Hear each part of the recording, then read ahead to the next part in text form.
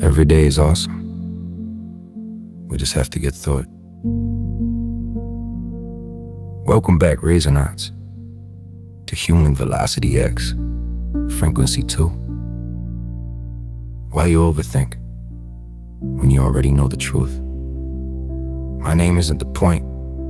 The message is. Before we begin, think of a moment when your body knew the truth, but your mind didn't want to believe it. Hold that moment lightly. Let's walk through it together. You are a weather radar. Here's the truth most people never say out loud. You are a weather radar, walking around in a human body. Not metaphorically, functionally, you feel storms long before the clouds show up. You sense pressure drops before the air admits it's changing. You detect emotional lightning before the first flash appears. It's subtle. A shift in tone, a pause that lingers too long, a room that feels heavier than the words being spoken.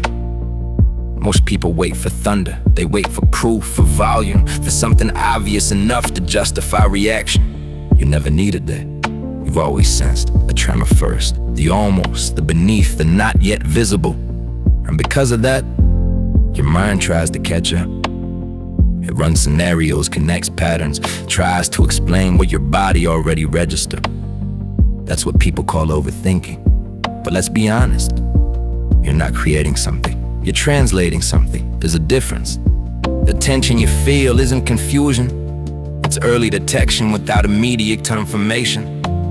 That's not anxiety. Anxiety reacts to imagined danger. You're responding to real shifts that haven't surfaced yet. That's resonance. Your system reading the emotional atmosphere before it becomes visible weather. And once you understand that, you stop questioning why you feel things early. You start trusting that you were built to notice what others miss. Not later. Now. Your first feeling was the real one. You've been here before. Someone smiles at you, their words sound fine, their face looks normal. Everything checks out on the surface. There's something underneath shifts. The air bends just a little.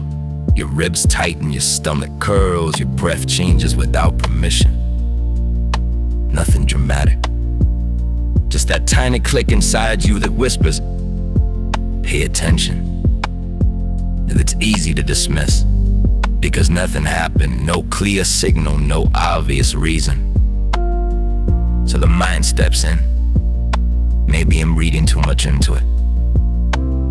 Maybe I'm just tired. Maybe it's nothing. But your body doesn't speak in maybes. It speaks in signals.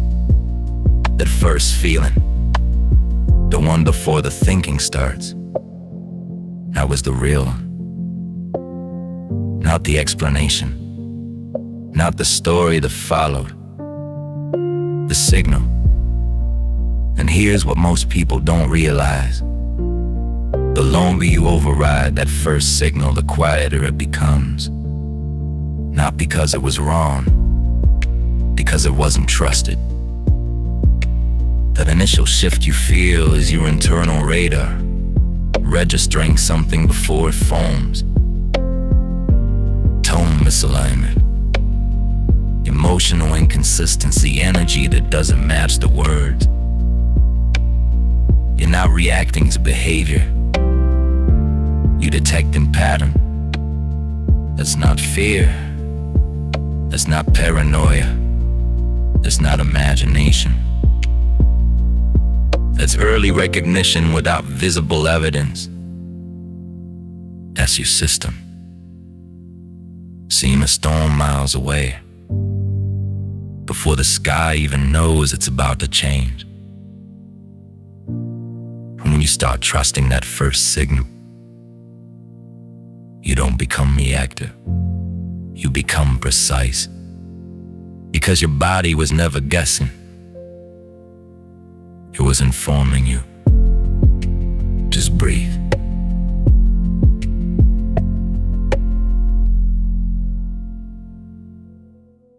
mind that fights the truth. But your mind doesn't like storms. It prefers blue skies, clean narratives, simple explanations that don't disrupt the moment. Even when the pressure is dropping, even when the air is shifting, the mind reaches for calm that may not actually be there. So it does what minds do. Maybe I misread that. Maybe I'm being dramatic.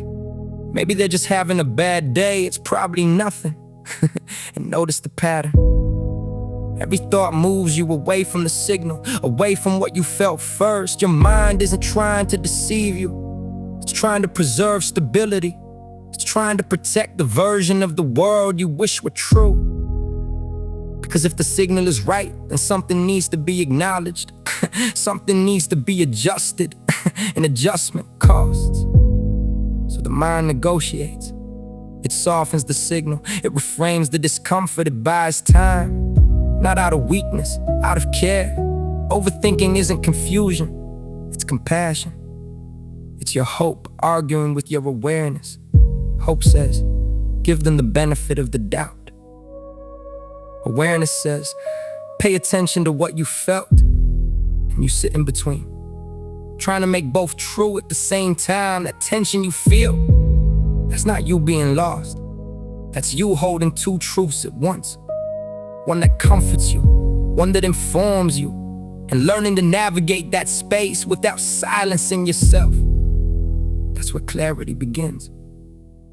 Let me share. It was someone once, someone I trusted, someone I wanted to see the best in. The moment they walked in, the room shifted. Not visibly, not dramatically. The way the air shifts before a storm that hasn't announced itself yet. Their smile was fine, but the silence behind it wasn't. Something in the air felt heavier than the words they brought with them. My intuition whispered, something's wrong. My mind whispered back, be patient. Don't jump to conclusions. You're probably overthinking. I ignored the warning because I didn't want it to be true.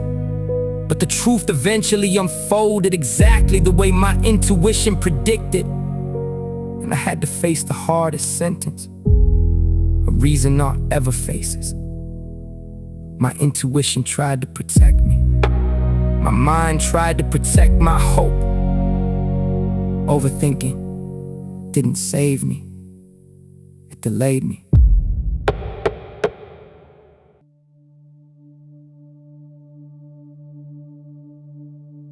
Here's a wound.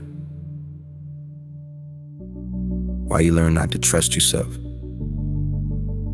You weren't born doubting your intuition.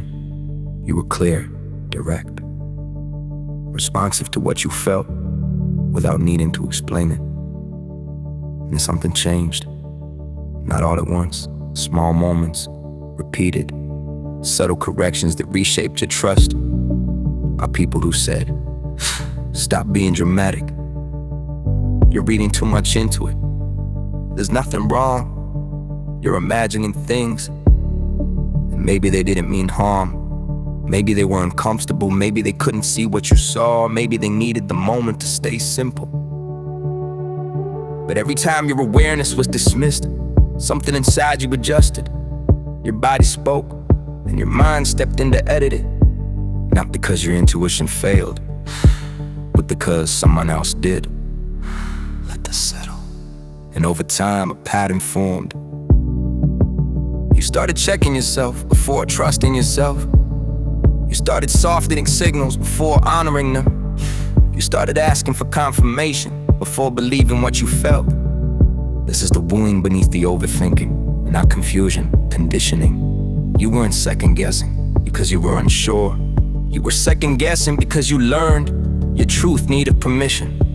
Permission from people who weren't even tuned to the same signal you were. And here's the quiet realization. Your awareness didn't become unreliable. Your trust in it was interrupted. And once you see that clearly, overthinking stops feeling like a flaw. It starts looking like a learned response to being unheard. You've always sensed things early, long before anyone else saw the signs. That's not sensitivity, that's clarity. That's the reason I'd worry. Fear versus intuition versus anxiety. Let's clear something up gently, because not every signal inside you was the same voice. Fear is loud. It barges in, uninvited, unfiltered. It shouts from the doorway, shakes you by the shoulders. Something's wrong, do something now, don't wait. Fear is fast. It spikes your body, tightens your chest, rushes your breath. Fear is drama, dressed as urgency. It wants movement before understanding. Anxiety is different. It doesn't crash, it lingers. A low hum, a constant loop. It replays conversations, rewrites outcomes, rehearses catastrophes that never arrive. What if? What if? What if? It's motion without direction, energy without clarity.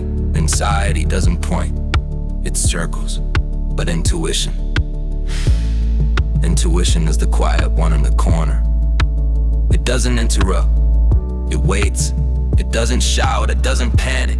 It doesn't perform, it simply says, look again, something's off, this doesn't match. And then it gets quiet again. No pressure, no chase, just signal. Even when intuition tells you something painful, it doesn't feel chaotic. It feels still, like a truth you've been carrying long before the moment arrived. A recognition, more than a reaction. Fear shakes you, anxiety drains you, intuition steadies you. Fear pushes, anxiety loops, intuition points. And once you learn the difference, you stop grouping all your inner signals into the same category. You start listening with precision, because not everything inside you is noise. Some of it is guidance. And the quietest voice is usually the one telling the truth. You see, intuition isn't just about people. You felt it driving, changing lanes a heartbeat before danger appeared. You felt it in the store, stepping away from a conversation before the tension surfaced. You felt it entering a room, the silence telling you more than the people in it ever could. Your radar isn't picky, it reads everything. Just pray. Your intuition whispers the truth, and your mind starts holding a full staff meeting about it. Let's analyze this from all angles. Let's consider the data. Let's emotionally audit the situation. Meanwhile, your intuition already filed the report and went home. The moment the mind betrayed you. Every reason out has one moment, maybe more than one, where intuition was clear and the mind stepped in and overruled it. Think of yours, not the story, the feeling. The quiet certainty you felt before anything unfolded. Your awareness said, no. Your mind said, let's be fair. Your intuition said, something doesn't match. Your mind said, give them time. Your intuition said, leave. Your mind said, maybe tomorrow. And in that space, between what you felt and what you allowed, a decision was made. Not because you were weak, because you were human, because you were hopeful. Because part of you believed that if you just waited a little longer, understood a little deeper, explained it a little better, the signal might change. But signals don't change because we hope they will. They reveal themselves because they were already there. And when the outcome finally arrived, it didn't feel like a surprise. It felt familiar, like something you already knew but chose not to follow. That's the moment people call regret. But it's not failure. It's recognition delayed. It's awareness that was present but not trusted. And here's the part that matters moving forward. Your mind didn't betray you out of malice. It was trying to protect possibility, trying to keep the door open, trying to preserve a version of the world you wanted to be true. But your intuition was protecting reality. And reality doesn't need hope to stay consistent. So the next time the quiet voice speaks, you don't have to argue with it. You don't have to soften it. You can recognize it for what it is. Not a threat. Not negativity. Just clarity. Arriving early again. Let this truth soften inside you. Why reason not to overthink? You overthink because your intuition is too accurate for your mind to process comfortably. That's the part nobody explains. If your signals were random, you'd ignore them. If they were wrong often, you'd dismiss them. But they're not. They land too precisely, too early, too consistently. And that creates tension. Because your body registers something your environment hasn't confirmed yet. So your mind steps in to bridge the gap. Most people guess. They piece things together. After the moment unfolds, you sense.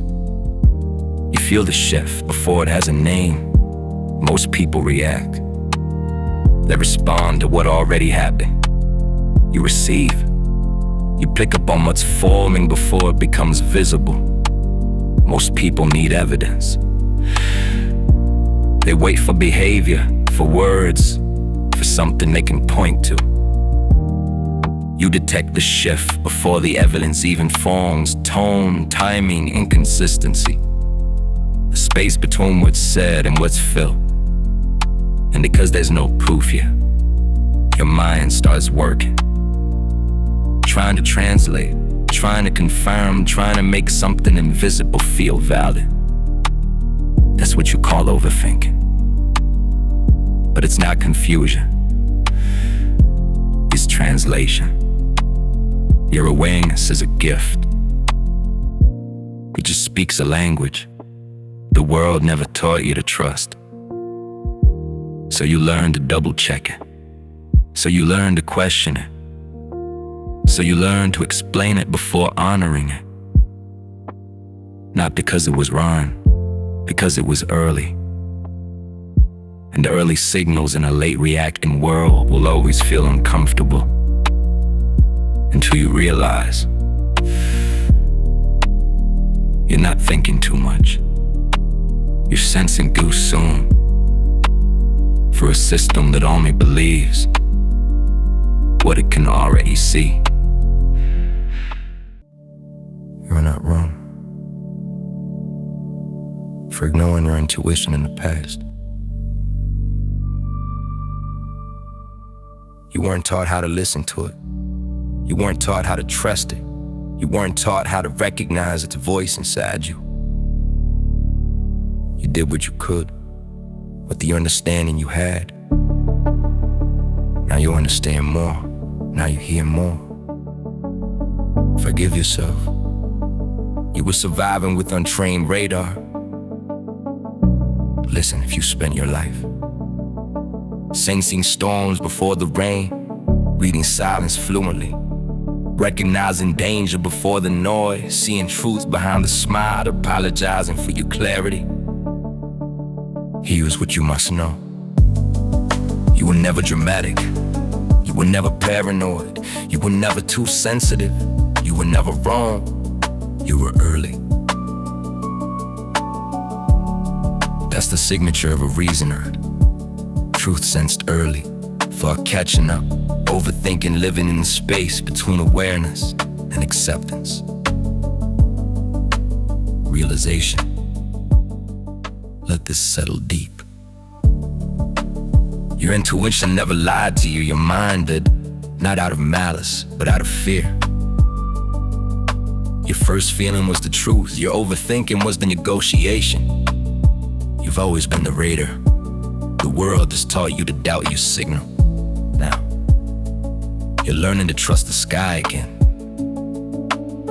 Thanks for spending this moment with me, Reasoners. tuned to the tremors before the ground shifts. Next time, we'll go deeper into that early warning system. Why you sense danger before it arrives, and what your nervous system is actually protecting you from. Every day is awesome. We just have to get through it. I'll see you in episode 10, dedicated to those who heard the whisper of truth and stayed anyway, hoping it would change.